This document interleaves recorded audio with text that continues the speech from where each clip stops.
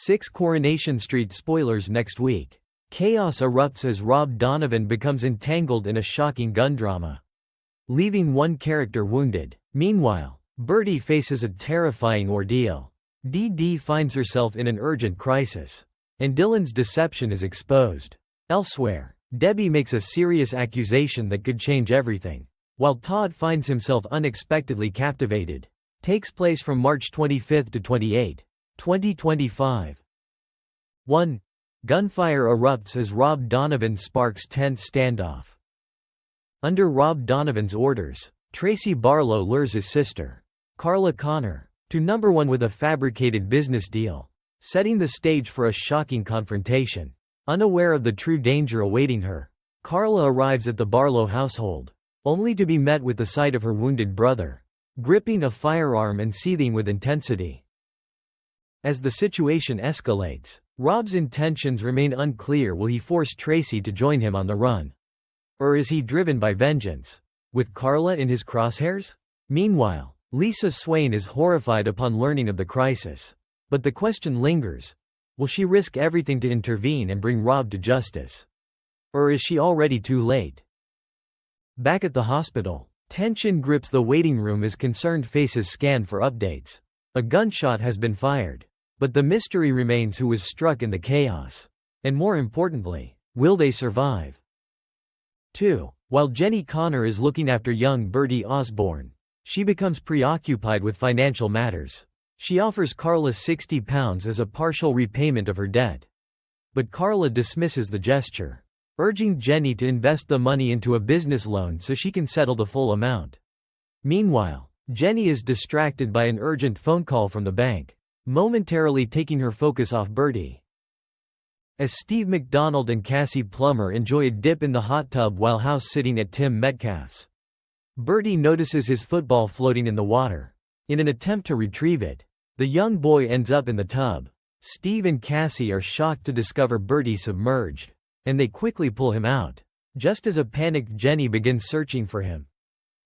A distressed Daisy wastes no time reprimanding Jenny as they rush Bertie to the hospital, harshly reminding her that he could have drowned just like her late son.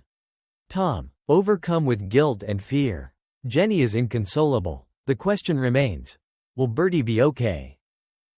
3. Dee-Dee Bailey considers change of heart over James after hospital dash.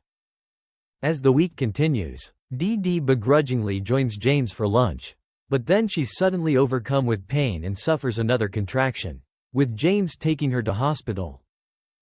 At the maternity unit, the midwife tells Dee-Dee she experienced false labor pains and the baby isn't quite ready to come yet. Then James confides that he and Danny got very close to adopting a little boy, but it didn't happen and they were heartbroken. Dee-Dee is left thoughtful. But will she reconsider giving her child to James and Danny? 4. Dylan Wilson caught red-handed. Sean Tully nervously slips a glasses case containing the burner phone into Daniel's school bag. Then Sean calls son Dylan at the STC and encourages him to look for the case in teacher Daniel's bag. Dylan understands the coded message and thanks his dad. And in class, Daniel deals with an altercation. Dylan takes the opportunity to search Daniel's bag, but Daniel catches him red-handed. How will Daniel handle this? 5. Debbie Webster makes big accusation amid worrying symptoms. Realizing her purse is missing, Debbie accuses Mick of stealing it as Ronnie Bailey squares up to him. Is Mick a thief? Or could this situation be another sign that Debbie's memory is worsening ahead of her diagnosis with dementia? The following day, Debbie gets a call from the school, informing her that nephew Jack has been involved in a fight and he's been suspended. Debbie persuades Mrs. Crawshaw to revoke Jack's suspension and tells him not to mention it to Dad Kevin. Will there be any more trouble from Jack? And what is the next step in Debbie's story? 6. Newcomer Theo Silverton catches Todd Grimshaw's eye. George reveals that Julie has cancer, and Theo is mortified, telling Todd he'd like to buy Julie some flowers. Todd offers a flirtatious smile and shows Theo the way to the flower shop. But Todd soon feels disappointed that Theo doesn't seem interested in him. Julie hatches a plan and makes out they've got a leaky roof, arranging for Theo to call in. But Theo realizes he's been set up when he finds Todd there alone, and insists he's not gay as he tells Todd that he and his crazy aunt should leave him alone.